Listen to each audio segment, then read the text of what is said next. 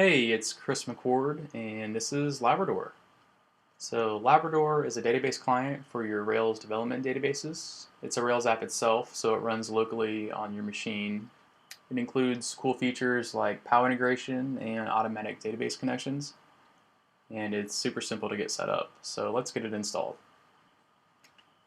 So, we're running the default setup here with OS 10. We have POW installed, RVM with Ruby 193. But you can go ahead and configure this to suit whatever system needs that you have. So all we need to do is paste this into our shell. It'll take a minute or two to get installed.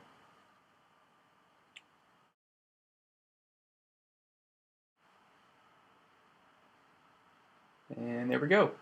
So Labrador will launch an auth.rb file that requires you to set up some HTTP basic authentication credentials for the app. So we'll go ahead and uncomment these two lines here. I do recommend you set something reasonably secure. And that's it, we're ready to go. We'll jump into another Rails app we have running locally. This is a little gaming website that's using MongoDB as a data store. And let's say we want to make sure that Curveball Madness really was the newest game or the most recently created game. What we can do, since we're using POW, running gamesoft.dev for the app, we can actually just append gamesoft.labrador.dev. We'll enter our credentials, which hopefully is super secure. And there we go. So this automatically detected that we're running a MongoDB backed application, and it's listing all of our collections. So we'll go right into games. We have a nice tabular list of all of our games.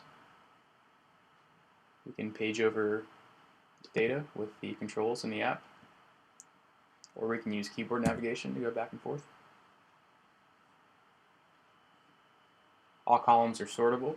So in our example, we want to see the most recently created game. We'll sort by the created that column. We'll go in descending order. We'll highlight this row, and there it is, Curveball Madness. So another neat thing is you can double click on any field here and edit it. So instead of Curveball Madness, let's just simplify it as Curveball. Save.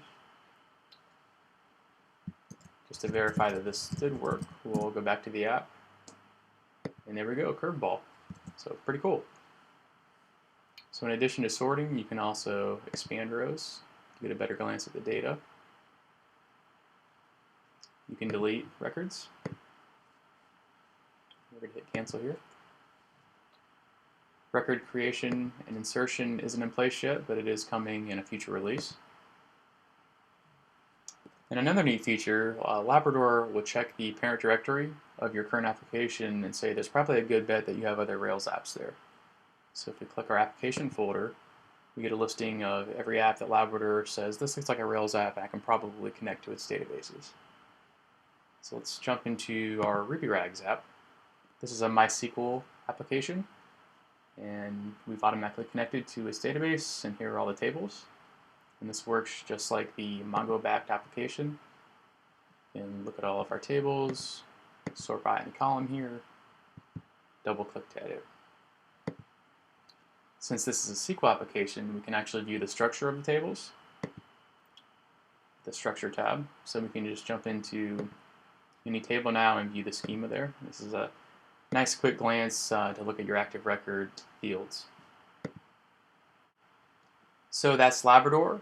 I hope you find it useful. I'm using it on a day-to-day basis for my debugging purposes. It supports Postgres, MySQL, MongoDB, and SQLite databases.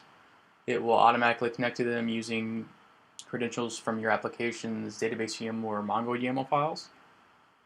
Keep an eye out for future releases that will have some exciting features, and thanks a lot.